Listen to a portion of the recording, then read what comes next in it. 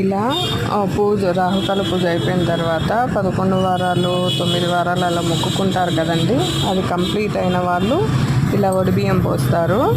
ఎర్రటి జాకెట్ పీస్లో పసుపు కుంకుమ తాంబూలము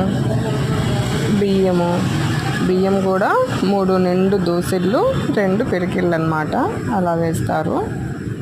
ఇంకా మనం తెచ్చిన గాజులు కానీ చీర కానీ పండ్లు ఏవైతే అమ్మవారికి ఇవ్వాలనుకుంటామో వడిబియ్యం ప్యాకెట్ అన్నీ ఇలా వేసేస్తారనమాట. అమ్మవారికి ఇలా వడిబియ్యం పోయడం అంటే ఎంత అదృష్టం ఉండాలి కదండి. అన్నీ మనం తెచ్చినవన్నీ ఇలా పెట్టేస్తారనమాట.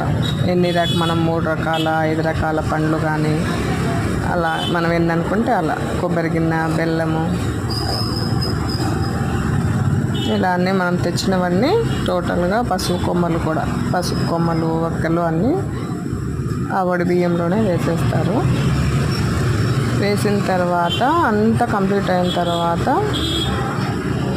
చూడండి, అలా కంప్లీట్ అయిన తర్వాత ఇలా మూట కట్టేసి మనం 5 మందికి అనుకుంటే 5 మందికి అలా తాంబూలాలు ఇచ్చేసుకొని ఇలా పూజారి దగ్గరికి తీసుకెళ్తే ఇలా విగ్రహం ముందర మనకి అమ్మవారి విగ్రహం ముందర మనకి